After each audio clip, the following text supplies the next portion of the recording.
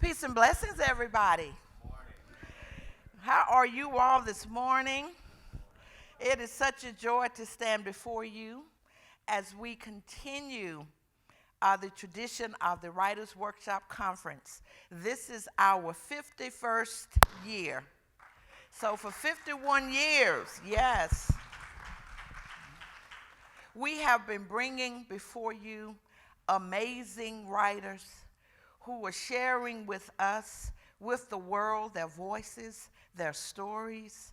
And this year's theme, Black Boy Joy, Black men telling their stories in truth, is a way to elevate the voices, the stories, the experiences. And I would like to say, because of these writers' commitment to you, to Black students, to HBCUs, they have agreed to come speak before you all for a lot less than what they normally command in honorariums. So I want you all to recognize the gift that our writers are sharing with you all, that you all appreciate this. And when you listen to the stories, we want you to, as Phoebe says to Janie at the end of Their Eyes Were Watching God, well, I just grew 10 feet taller listening to you. We want y'all to grow 10 feet taller just listening to the stories of our writers. We have this morning Michael Datcher. At 1:30, we have Arthur Flowers, who is the blues man, hoodoo man, who wrote this amazing novel, a love story between a blues man and a hoodoo woman. One of the most beautiful lyrical novels I have ever read. At 3:05 today, we have literary agent Malaika Adera and Paul Coates, who founded Black Classic Press, here to talk with you all about how to get your stories told. Yesterday was an amazing day, and we are so honored to have back with us Dr. Daniel Black. And we have the marvelous H.D. Hunter, Hugh Hunter, who gave such a brilliant talk yesterday with, who was in conversation with Shaheem Williams. So today is going to be spectacular. I do hope that you all come to all the sessions. And I'm going to ask for those of you who are sitting in the back, please come to the front. Please move up to the front. I would like to honor and recognize my former chair, Clark College alum, Dr. Alma Vineyard. And we would like to ask if she would like to have a word.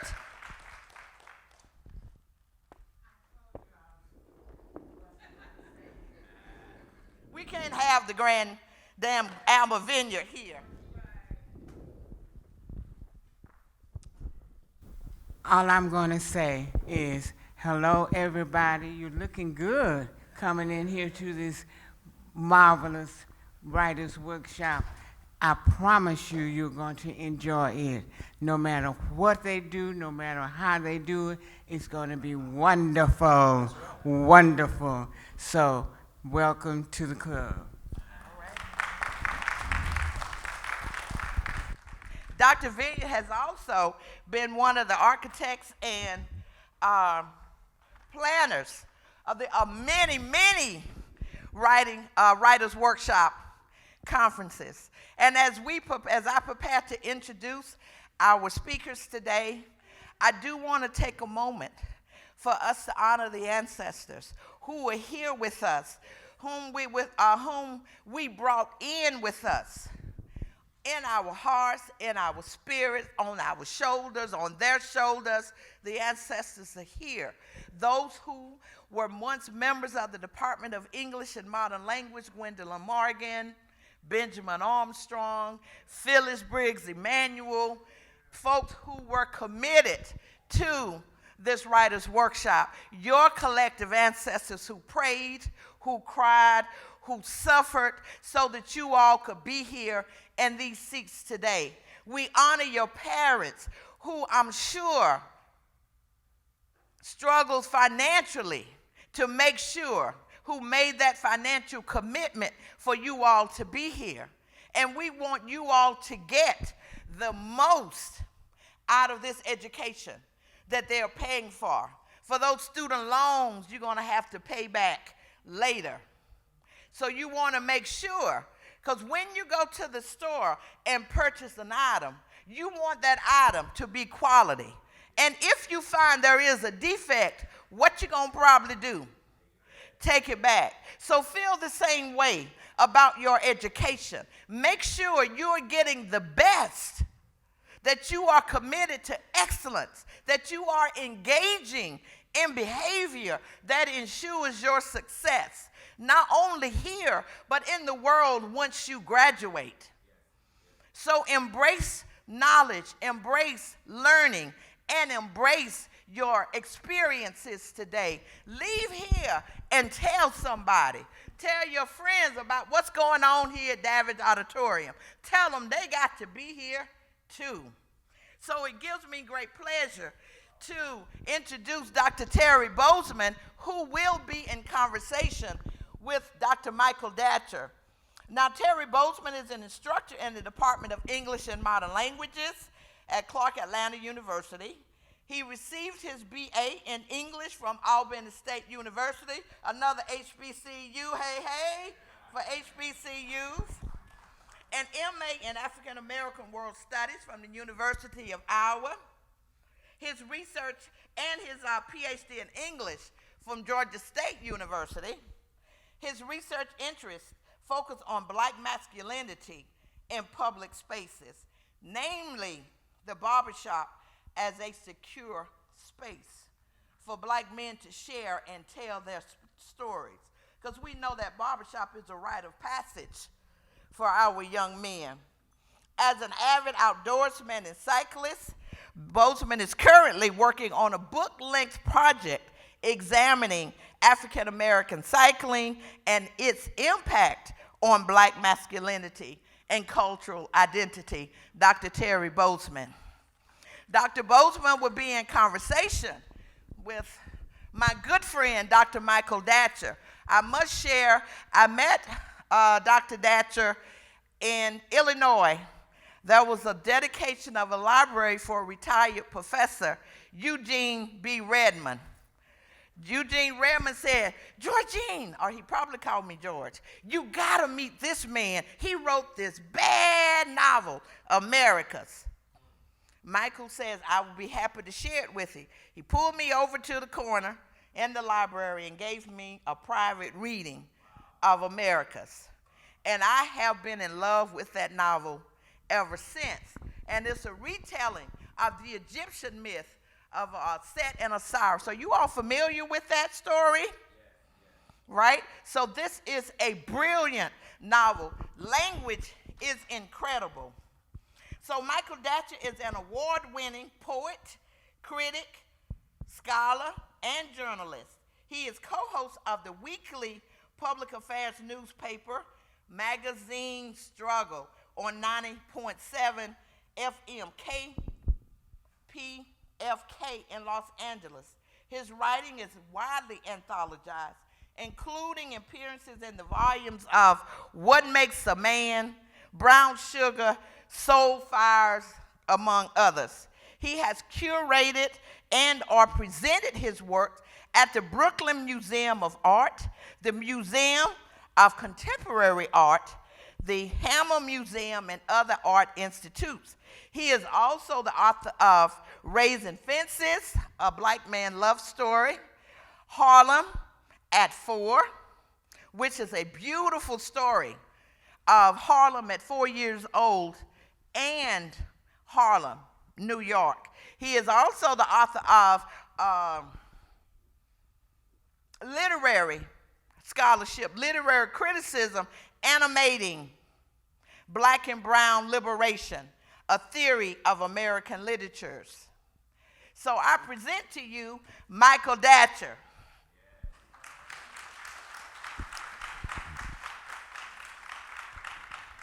And the Department of English and Modern Languages are also proud to say that we have purchased copies of Americas, and we have 2 copies of Harlem at 4 that we will be giving away to you all after today's program, and you can have the author sign those books, Dr. Michael Datcher.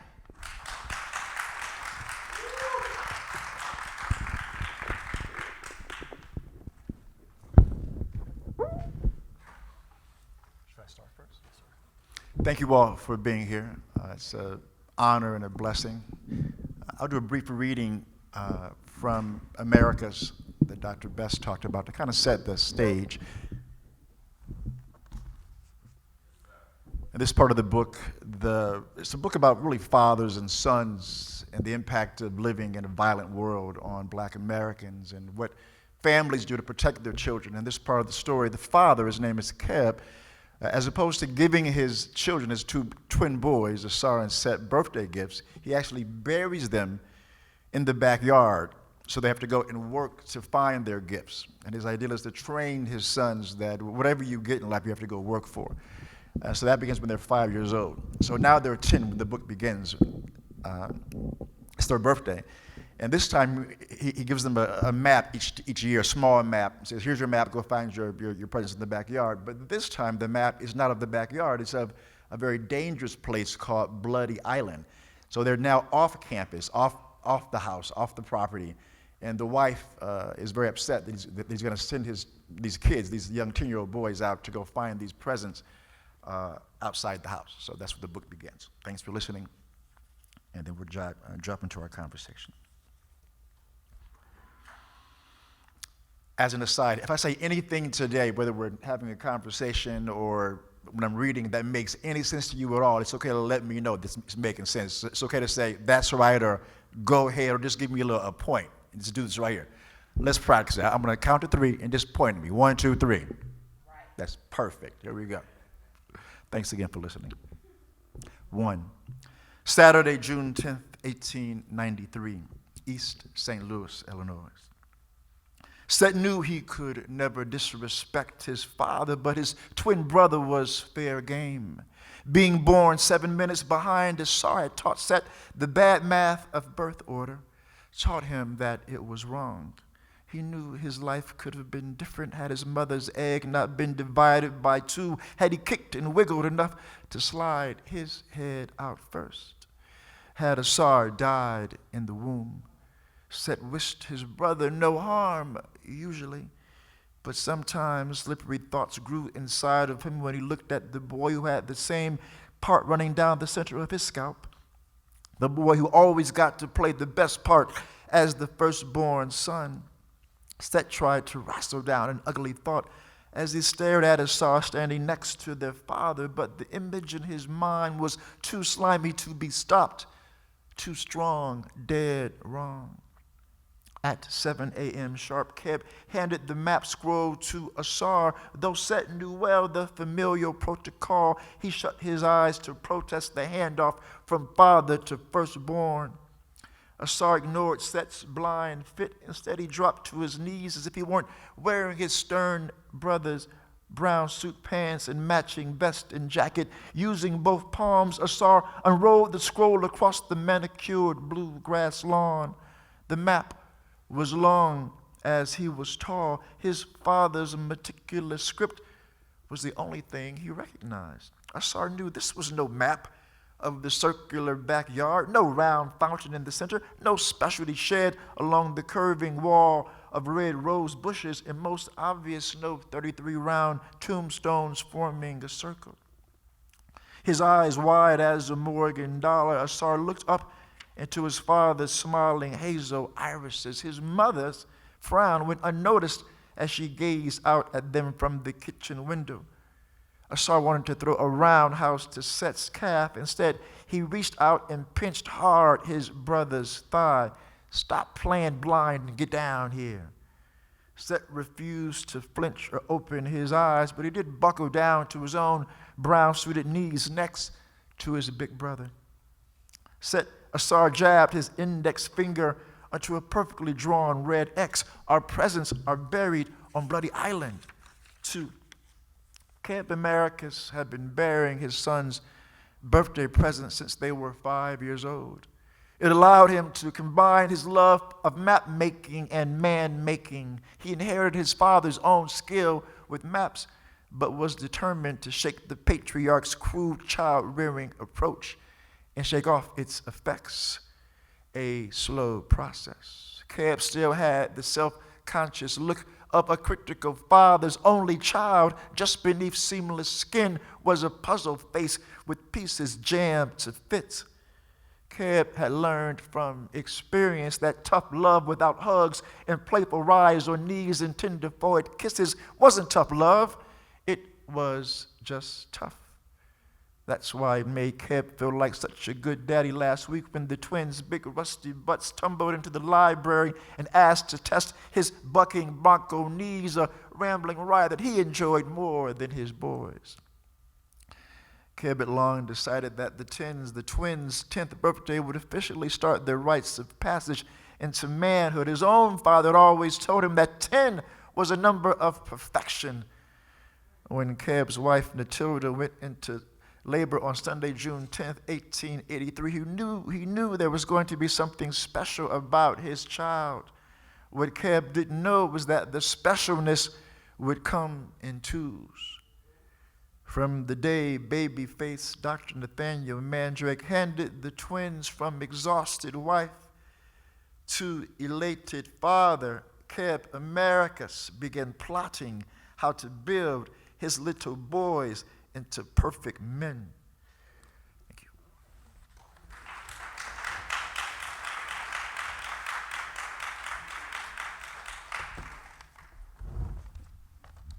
So, good morning. Brother Michael. Yes, sir. You want to bring your mic closer so they can hear you, brother? All right. Can you all hear me? Can you hear me? All right. So, Brother Michael, yes, sir. To the audience, I need to start with this. On my third reading of your book, I found it necessary to have a glass of Uncle Nearest with me. And I say that because if you haven't read this book, you have to be comfortable with damn. As you read this book, you will find multiple situations where you have to close the book and sit back and just say, damn, and take a sip. And so I want to start this conversation with a question. Cartography is very important in this book. Mm-hmm. But damn, where are you trying to take us? That's a great question. So the book, for those who have not read the book, Americus, is it's a reimagining of the story of Asar and Set, the Kemetic mythology around spiritual kind of creation in that text. But it's also a book about black people being in America and being raised in a context where the black body is oftentimes under the threat of violence. We were brought to this country in violence, survived by surviving violence. And at times, when you are raised in a violent context, unfortunately, those who are in those contexts turn that violence inward and onto those people who look like them. So it's also a commentary on that very uncomfortable topic when we begin to turn our violent context on each other. And that's difficult for black folk to deal with because that's an ugly topic that if you were raised in black neighborhoods as I was, you know that is a real thing. And to discuss that in multiracial context, for example, can be difficult, embarrassing, and there can be a point of shame because at times non-black people use that intra-black violence as a way to point to our lack of humanity or other faults in our community. And so we need to be careful, no doubt, when discussing these topics. But for us in this room today, this morning, those who are raised in black neighborhoods, you know that it's too often the folks who are engaging in violence against us are folks who look like us. So I wanted to deal with that very uncomfortable but real subject because we need to deal with that so we can do better. And so the book is also a book about finding beauty in yourself and finding beauty in blackness. But along that journey, I couldn't get to the beautiful part without going through the neighborhood, as we say. So, right. And that neighborhood that you talk about is very symbolic, very engaging.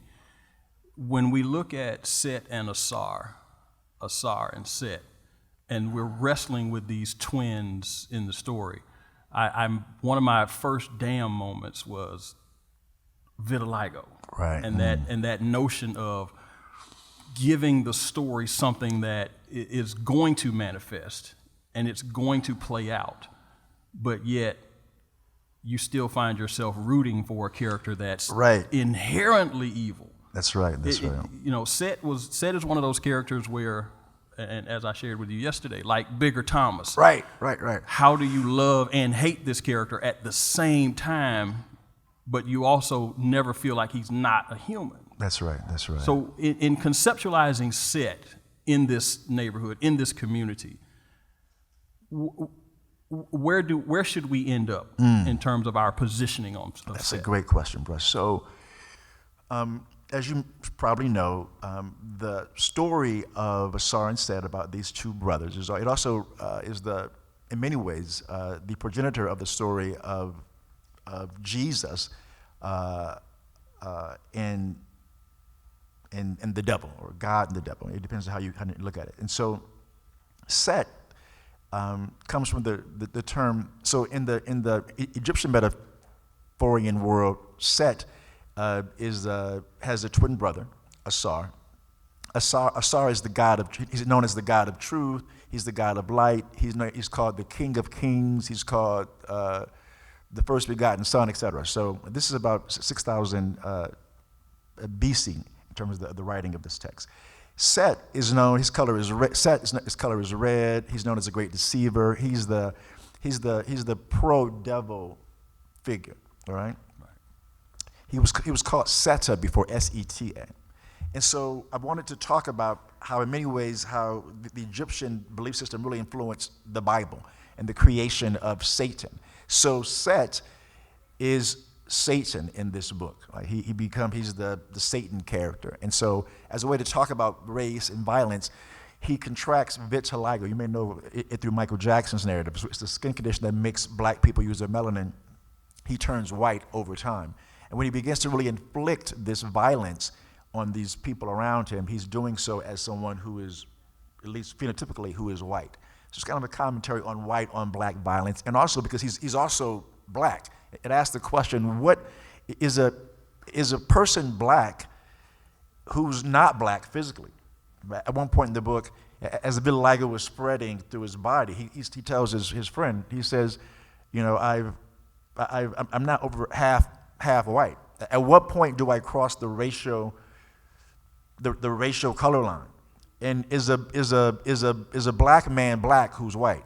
You know, and as we know in the South in particular, there's lots of different hues of black people. And as we know, people pass, people do race in very complicated ways here in the South. So I wanted to kind of address all that without being so obvious about it and saying, here's what I'm saying right now. I just want to tell this story and let readers kind of figure it out for themselves. I don't really try to signal too much of what I'm saying. I just want you to read the book, hopefully find it and go damn a few times and be like, damn, this is something crazy, right? But hopefully as you learn more about this world and about history, you'll, in your own way, come to some of the deeper level knowledge. But really, I'm just trying to tell this story and let the reader figure it out themselves if they're so inclined to do a little research. So, okay. Now, the family name, Americas, is clearly talking to us as about America. One of the central points of the story, and it comes in waves, is the significance of eyes. right.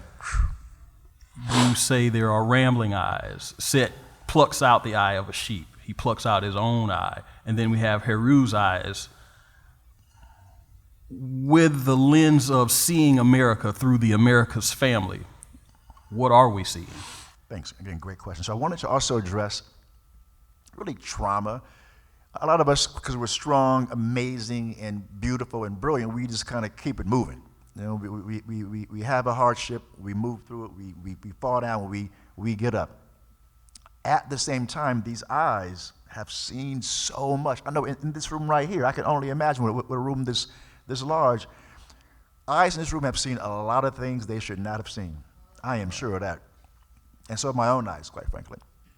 But yet here we are in college, here we are moving on, here we are going forward.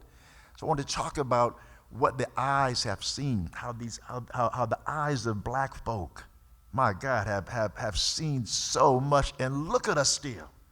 How amazing we are still. It's a miracle that we are alive and that we're still vibrant and being educated and beautiful and smart and loving and forgiving and have grace in this country, America. And so the family's name is Americus as a way to comment on all of that. Right. Is this book, and I know it was published in 2014, is this a different book post George Floyd, post COVID, and go with me on this one, post OJ? Wow. Is this a different book now? Good question. These are all great questions. Can we have him for the moderator? Can we just give it up for the moderator? He's going in. Right. So the thing about America is that America is the same. You know, it's got better makeup. It's got what's her name? Kyrie Kendall. What was the little thing she uses? I don't know makeup, but they have the high level makeup now. You know, but it's all the same.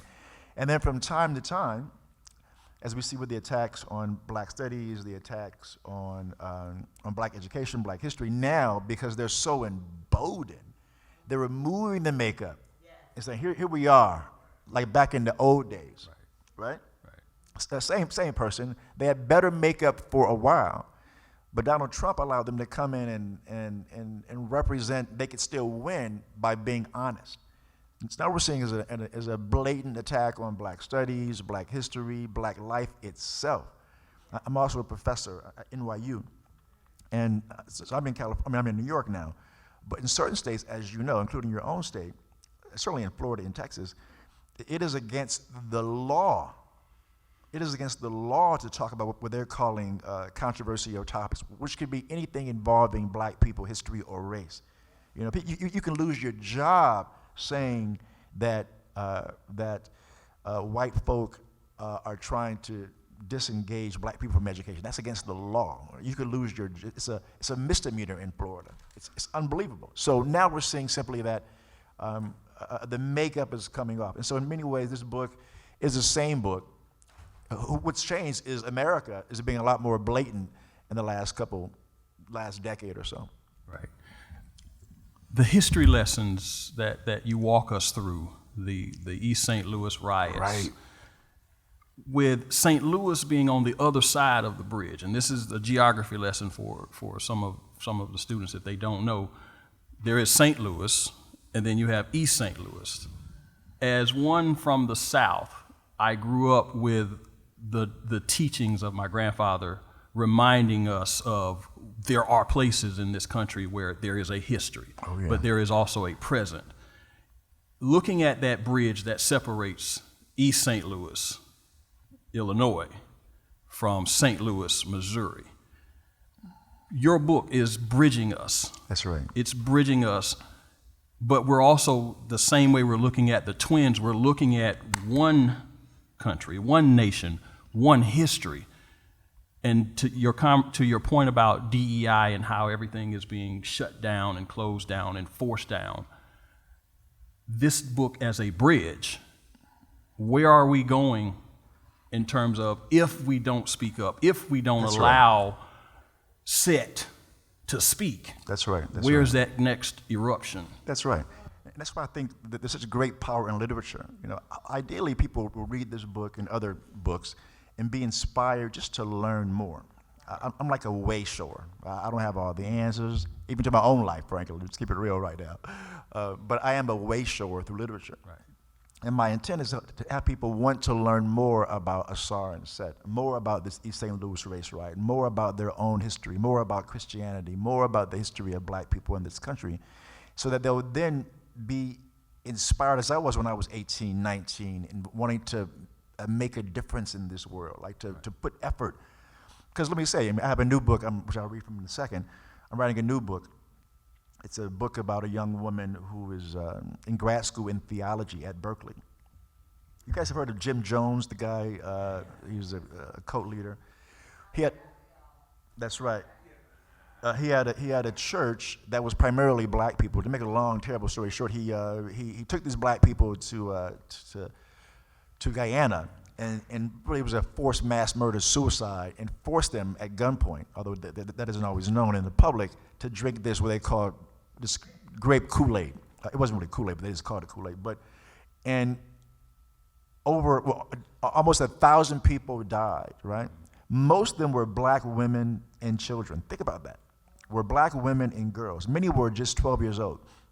It's a terrible story. So she's doing this whole history, and she asks herself, well, why haven't there been more black female cult leaders with that type of power? She decides, what if I could have cult leader power, but use it for good? I'll be a positive cult leader and use my cult power in the black neighborhoods of South Berkeley. So she begins this cult. It's disguised as a black womanist church, but it's really a cult. And her intention is to use this power to kind of organize women and make them strong and start businesses and all these things.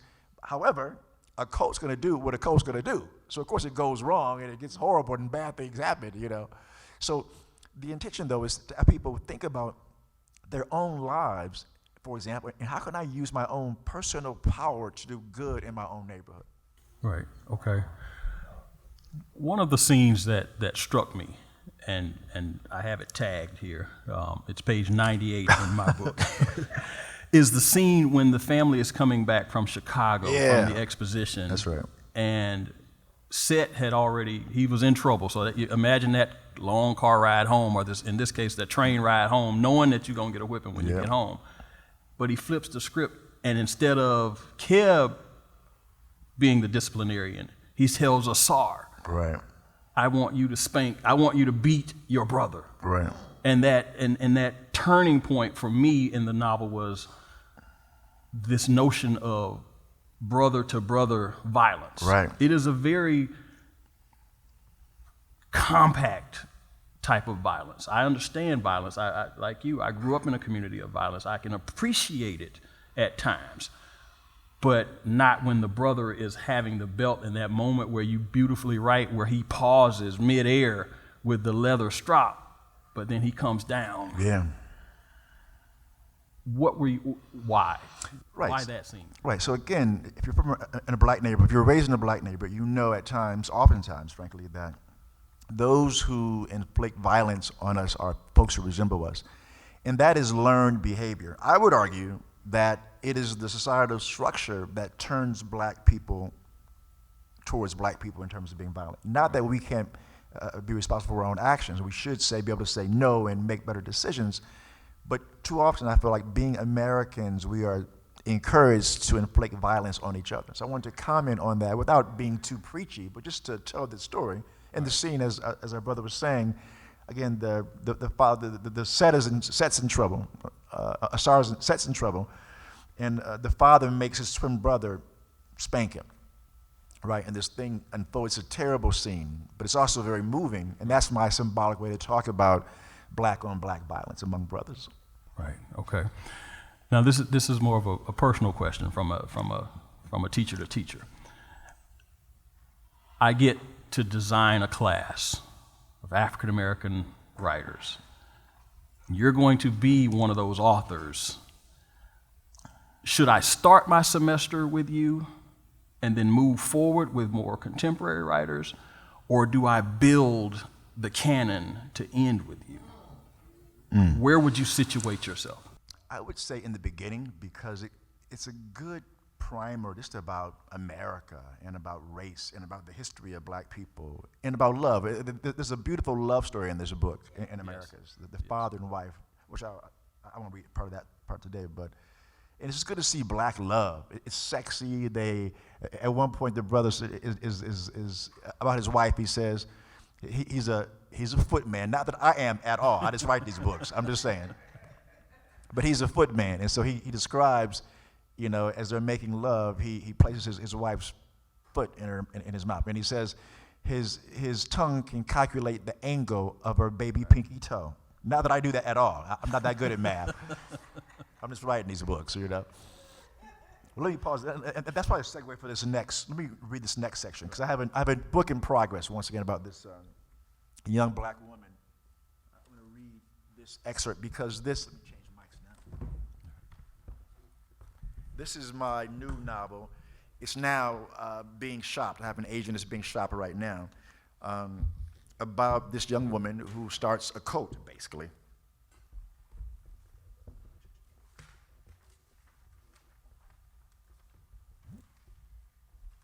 And the cult goes awry.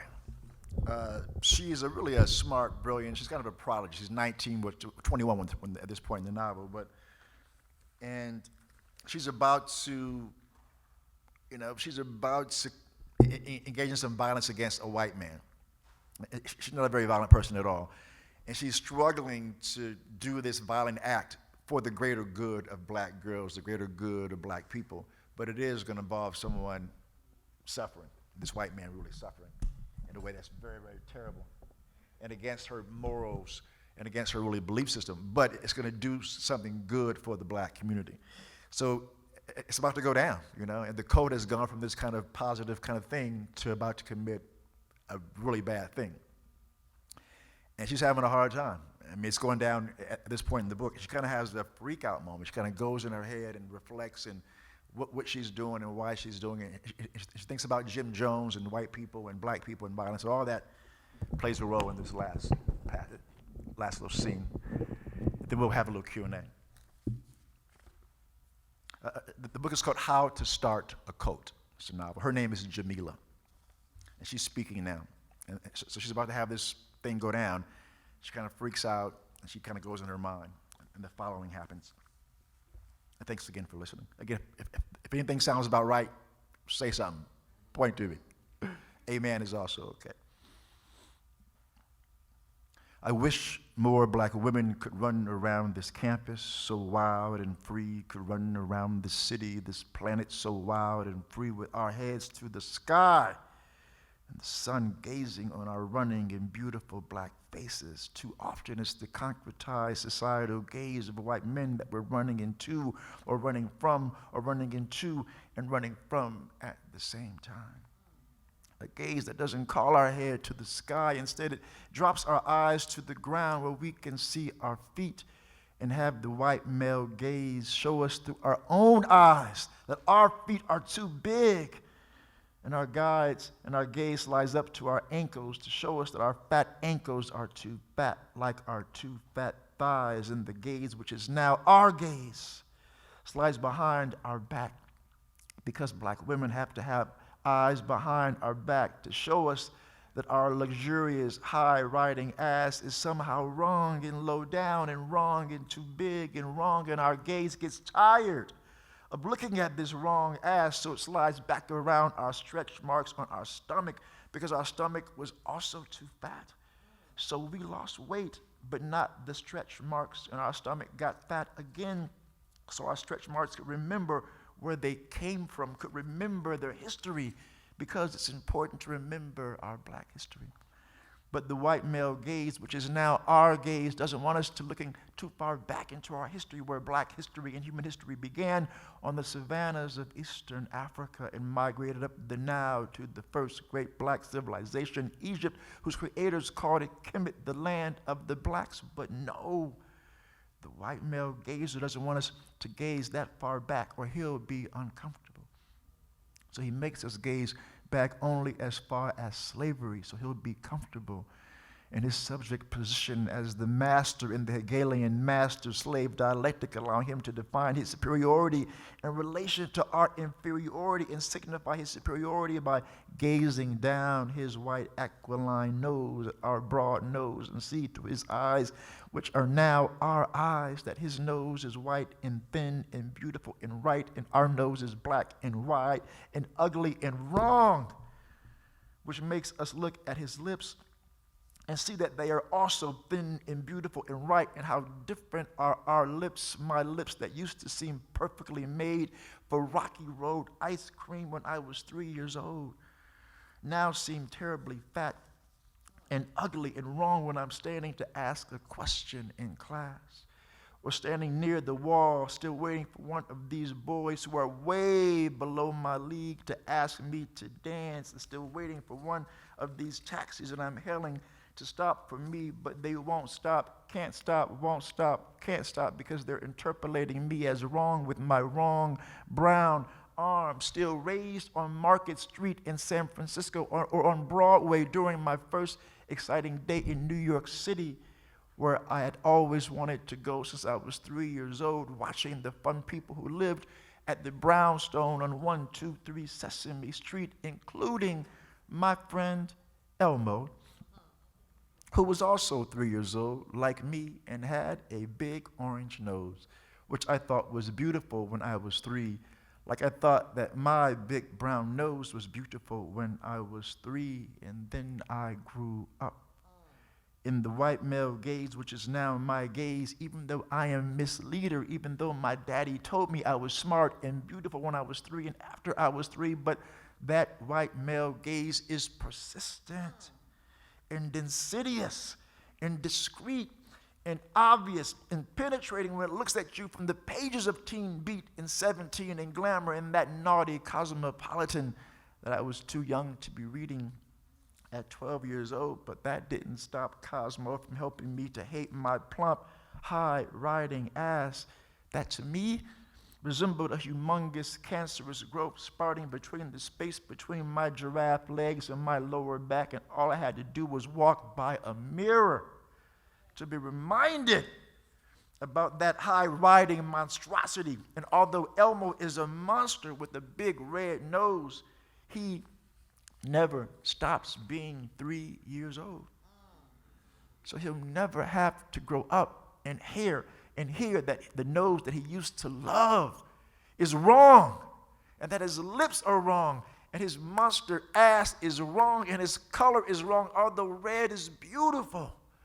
And black is beautiful, black is beautiful, black is beautiful, black is beautiful, black is beautiful, black is beautiful, black is beautiful, black is beautiful.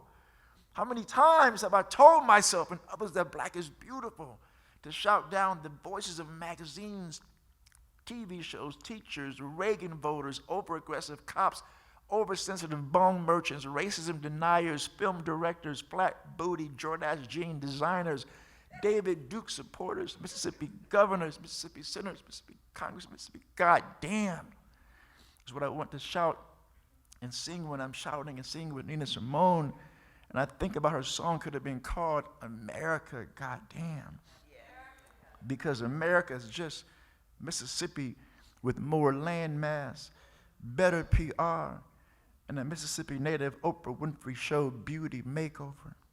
So goddamn Mississippi, and goddamn America for making me cry, even though I was born on the 4th of July. Goddamn America for making me cry as I sing along with Nina Simone, singing as a 21-year-old, when as a 3-year-old I used to sing along with Elmo in my head to a song I created for him called Elmo's Song that said, this is the song, la la la la, Elmo's song, la la la la la, la la la la, because Elmo was my friend. He invited me to replace his name with my name so I could sing my very own song.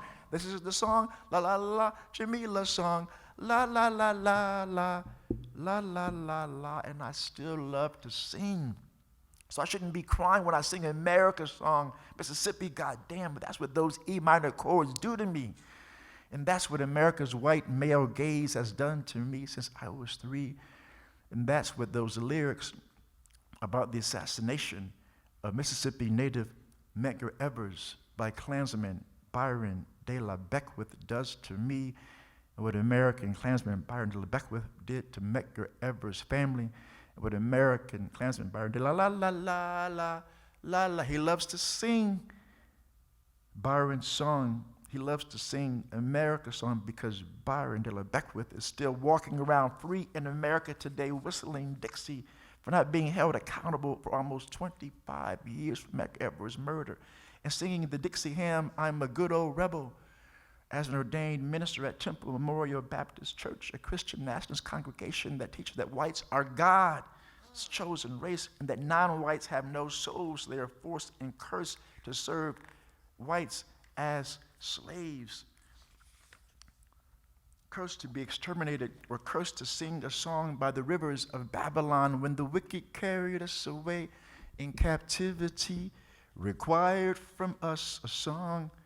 Now how shall we sing the Lord's song in a strange land? Is Bob Marley's remix of America's song, as Babylon's song, as Byron's song, and I wonder what Reverend Byron de la la la he loves to sing. Beckwith sings, oh, Byron's a good old rebel, now that's just what I am. For this the land of freedom, I do not care a damn. I'm glad I fought against it, I only wish we'd won.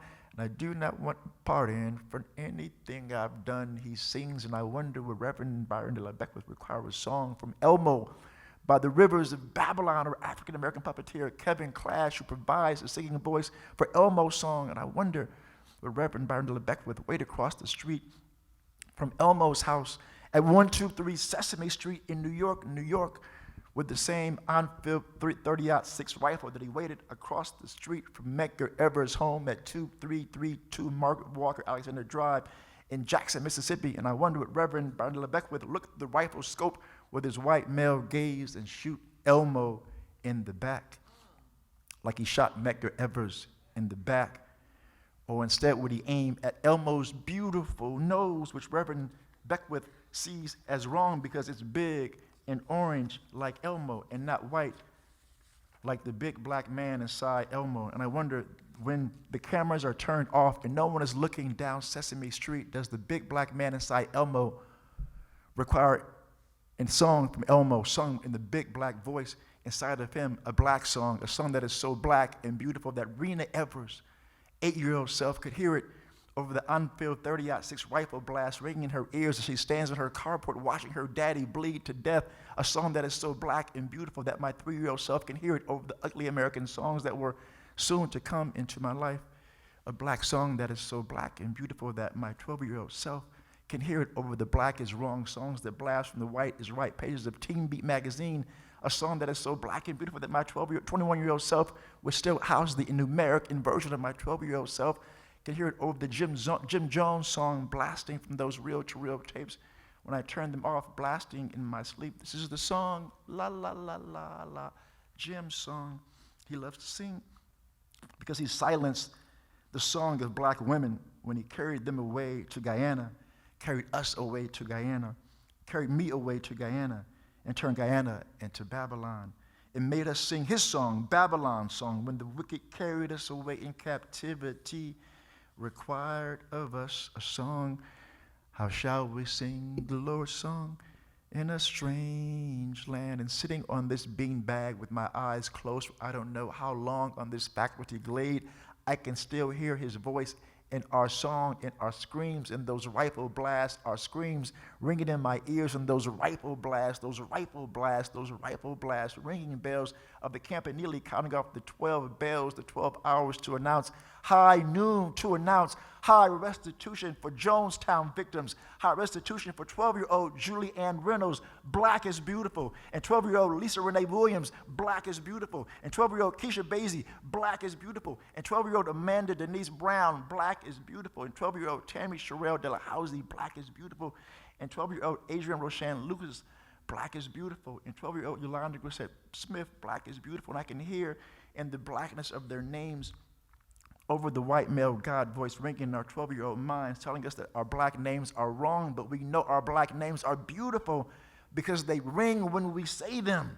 And they signal to us to lift every voice and sing till earth and heaven ring, ring with the harmonies of and our signal to me to shout, Black is Beautiful, in the blackness of my mind. Black is Beautiful, a black song, black and beautiful, a voice so strong and loud, so black and beautiful that Nina Simone's voice, which is now my voice, Nina Simone's voice, which is now my voice, Nina Simone's voice, which is now my voice, sounds like the beautiful black voice of God. Mississippi, goddamn, all I want is equality for my sister, my brother, my people, and me. Yes, you lied to me all those years. You told me you washed me to wash and clean my ears and talk real fine just like a lady, and you stopped calling me Sister Shady. But this whole country is full of lies, and you're all gonna die and die like flies. Thank you.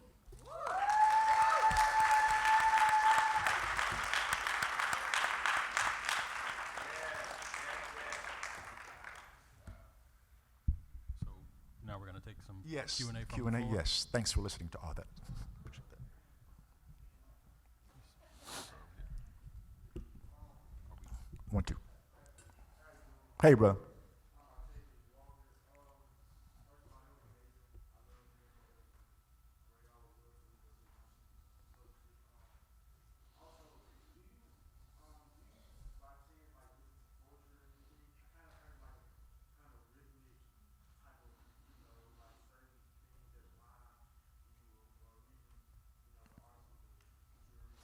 Thanks. Yeah.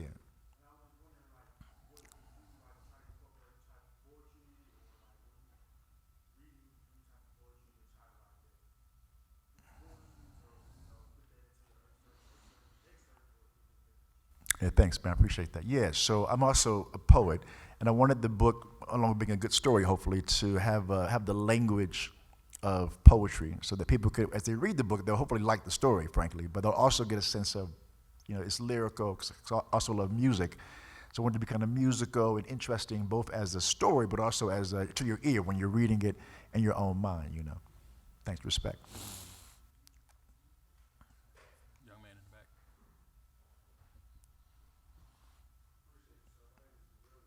Hey.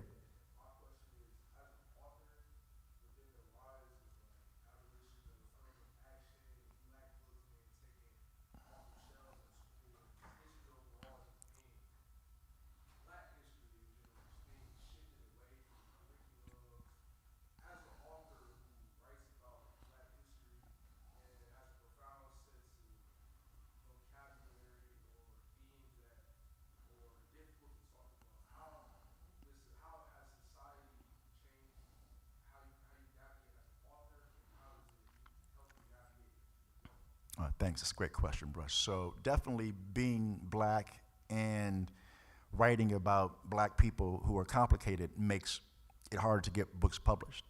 So America's, which I think is a pretty good book, had a very hard time finding a publisher.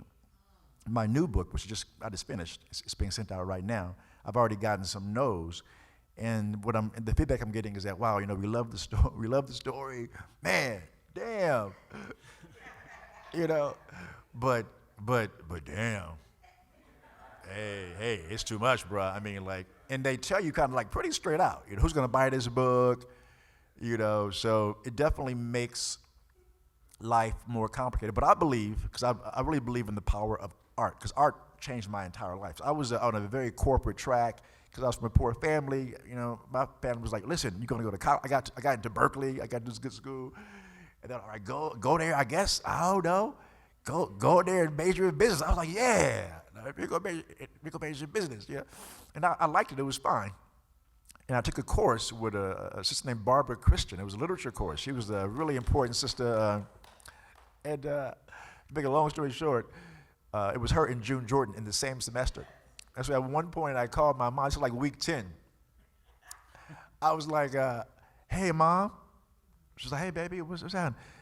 Well, I've changed my master plan. I'm not going to be a Brooks Brothers suit wearing man. I'm not going to. She's, baby, you're scared, Mama. She's from Alabama. Baby, you're scared, Mama. No, it's going to be okay. Because I got a great fallback plan. Mom, baby, you're scaring me. No, Mama, it's cool. I'm not going to have that corner office, but Mom, I'm going to be a poet. Isn't that great? And my mother, who's from Birmingham, a little town called Calera, she began to actually curse at me like an old man from Chicago. Are you out your blankety blank mind? Blank mind. But I was so turned on to literature, and I love my mother, but I was not to be dissuaded. I changed my entire life in one semester because I was so turned on to the power of literature. So much so that I got a PhD in English literature. I'm a professor. I changed my entire life. Now they're like, I always knew you was going to do it, baby. I always saw you doing it. I always knew you was going to. You know how they do. I always knew you was going to be in that English thing that you like. Mom, that's a lie. That is not, you were not supposed to be.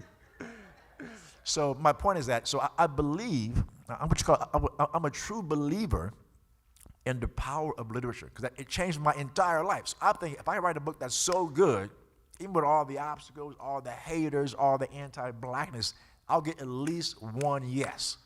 That's my belief.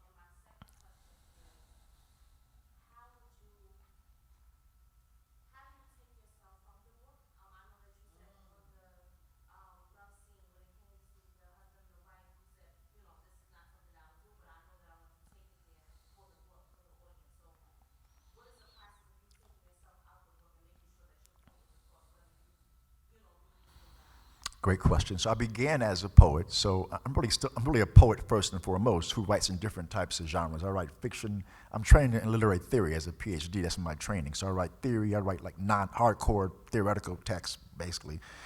But I write novels, as you now know. But I'm really a poet who does other things. So those are just titles. I'm just telling stories, basically, whether it's academic stories or novel stories, or I write plays, play stories, or poetry, whatever it is. They're all stories, basically. In terms of writing a book, I like to really draw from my world, my friends. I was telling Brother Arthur today that I like to write in bars. I'll go to like 2 o'clock when the bar's not that crowded, and I'll sit in the corner and I'll write in a bar from 2 till about like 5. And then it gets too crazy in this bar I go to write. So I can hear people's conversations, and we call it ear hustling, and hear how they speak, what they say. So I'll draw from my environment, including my own life, and place all that in the book. So I don't really separate myself. I'm really kind of putting parts of myself in the book. But I want the reader not to know that which part is Michael, which part is me at a bar ear hustling, which part is some cat sucking on toes. Not that I'm doing that at all. So that the book isn't just me. It's a whole world of people, you know. So. Yes, ma'am. Black.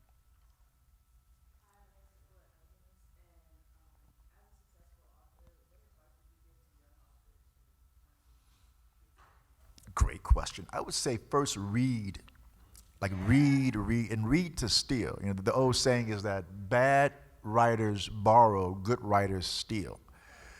So like, right, don't plagiarize. I mean, like, you know, read to get like how people describe a love scene, how someone describes someone's toe in someone's mouth, how someone, you know. So as you read, you get inspired. You learn how to do the craft of writing. And you also get a sense of, I mean, reading is a very slow process. It takes hours to read. Writing is not easy. It's beautiful and it's great, but it's like work, right? So I would say also imagine that this is your job. And so most of us, if we have a job, we show up on time. If the boss lady says be here at 7, we're there at 7. But times for our own dreams, it isn't always that way. And that was my story too. So at a certain point, I decided, I went to a reading actually one day. It was from Walter Mosley. He's a great writer, a black writer. He said that each day he gets up at 4 o'clock in the morning to write. And I was like, 4 in the morning, that's crazy. He said, I write for 3 hours, and then my day is done. I was like, okay.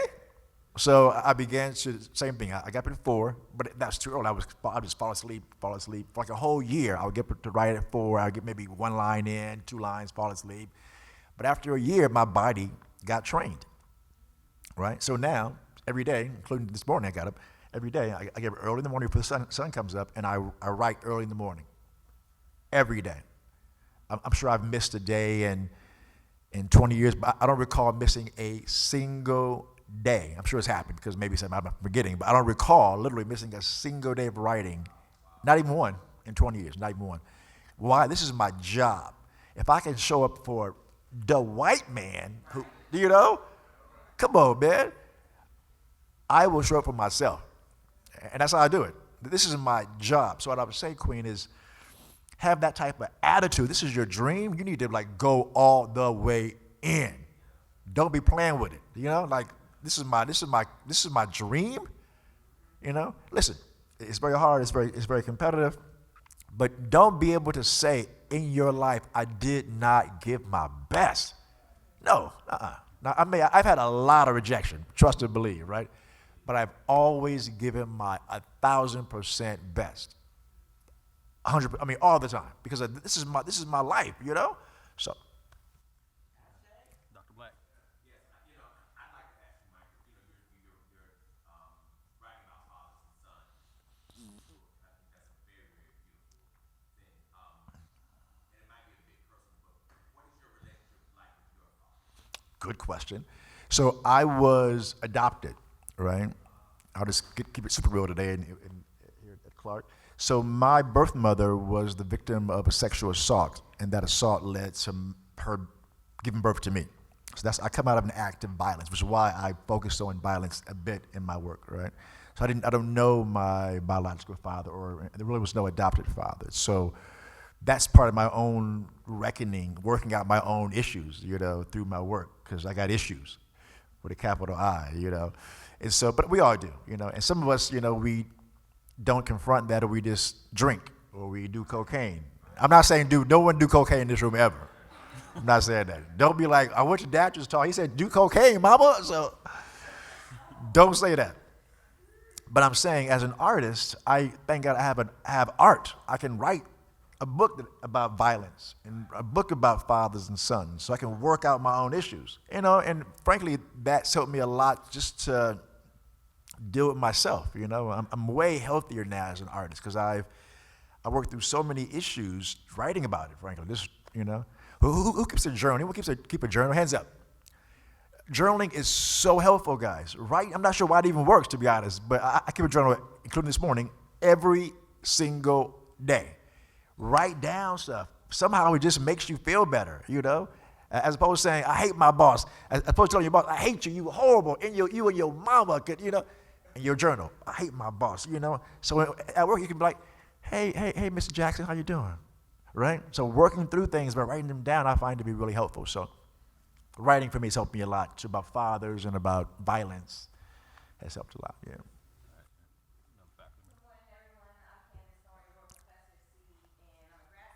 Oh. But I want to thank you for Americans. I love our cosmologies and mythology, and I'm really curious to know how writing Americans and engaging this cosmological system transformed you. Well, as a novice cat who's interested in spirituality, Christianity, Islam, Kemetic, ancient African traditions, just being in that world fascinates me. Like learning about the connection between Egyptian metaphysics and cosmologies in the Bible, for example, was fascinating. This taught me that, in my own worldview, that there's just God, and we have different names for God and all that stuff. But what's great is that folks from all over the world, from the interior of Africa to South America, somehow they figured out there's something bigger than them, right? So at times folks will say, well, people have different names for God, and that means that this. Well, for me, it means that somehow, without talking, folks figured out God is real. And so what I'm saying is that for me, I know God is real. You can call God what you want to call God, and my name doesn't have to be the right name, or they can all be proper names. But I do know that God is real, and just to know that, because I'm in the world so much through reading about it and researching and meditating. So this morning I was joking with Arthur and Sister Luz about meditating, because I was, Arthur reads today at 3, and I was a little intimidated by Arthur, so I had to go and meditate to get ready to get my confidence together this morning, And by studying metaphysics and cosmologies from Egypt and Christianity and Islam, I know God is real. And so when I tap into that word by praying and meditating and reading, I feel so much more powerful. I know God is with me. I feel it. I feel my healing. I feel my power. I walk with the Spirit of God up in me every day. And so when you meet me, you meet God. That's real.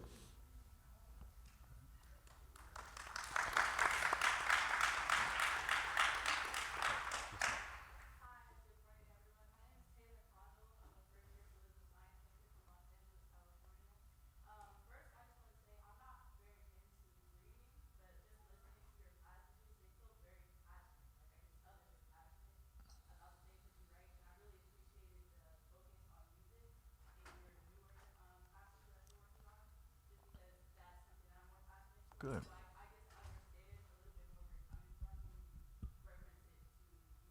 Right.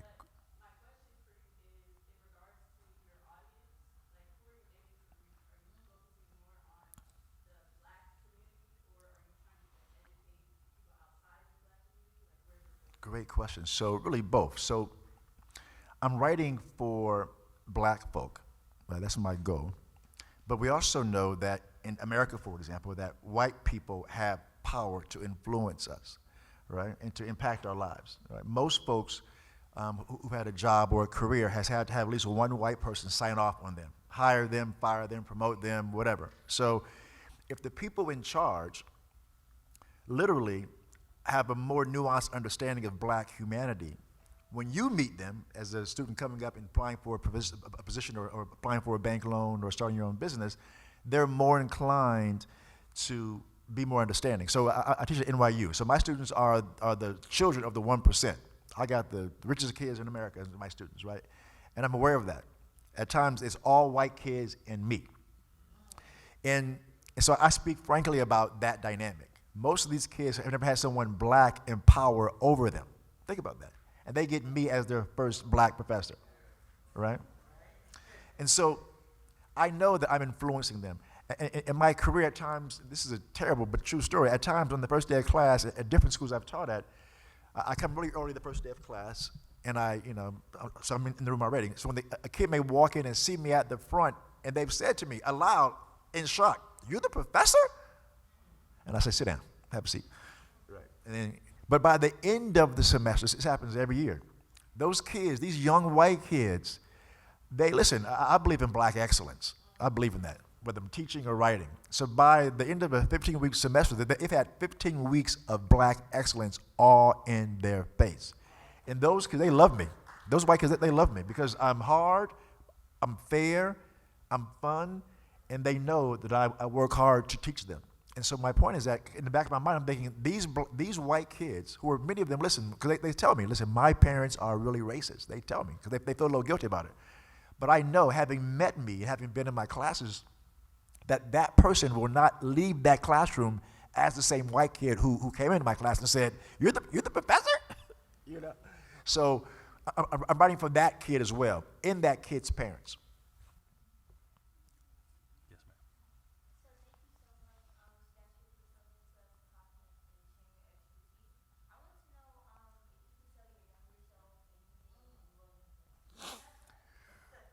Wow, that's a good question. Thanks. Thanks, Queen. I appreciate that. I would say keep on going. Like, just keep going. I faced a lot of adversity, guys. Whew, it's been a challenge, 100%. But I really believe in art and excellence and black people and love and God, and that combination of things that carries me through all those hardships, all that rejection, all those difficulties, all that internal, all my issues, right? I just keep going. I just get up again, do it again. I just keep getting up. You know, that's it. Keep getting up. Keep showing up for yourself, you know? And as you're doing it, find a way to have some fun. So as a brief aside, so I was raised in LA. And so in my neighborhood, you know, it was a rough situation. And so the men don't really smile in my neighborhood. There's not a lot of huggy, touchy-feely type brothers in my neighborhood. So a friend of mine said to me one day, he said, "Man, you know, you never smile." I said, "Yes, I do, man." You know, you never smile, man. He said, "Do me a favor." He said, "In your next meeting that you have," I was like probably in my early 20s at the time, "wherever you go, the first cat you see, I want you to smile at them. I want you to call me tonight." And I was like, "What?" He said, "Do your homework. Just go out today, wherever you go, and the first guy you see, I want you to smile." I said, "Okay." So I had a meeting that day, in fact. So I did my homework, and I called my boy. I was like, "All right, professor, you know, I did my homework." He said, "Okay, what happened, man?" I said, "Well, I had this meeting, and this old white cat was in the meeting, and I smiled at this dude." And he said, "What happened?" And I said, and the dude smiled back. And that lesson that my friend taught me was so profound. I began to kind of release some of my crazy urban black male drama and began to find ways to be in joy. So even though I still work hard, I'm still hardcore, to keep it real, but I've learned how to have fun. Now I'm being hardcore and having fun at the same time. I'm in joy, you know? And so my life is way better now. I used to be so different, guys. I was very different. This is Michael 2.0, trust and believe, all right? Now I'm all smiling, happy, and joyful. But it does take that daily work. And so that work is getting up, meditating, praying, doing the internal work so I can come to you and be my most authentic, joyful, black, excellent self today. So Are we out of time? We good? I want to go over time. Thanks. The young man right here.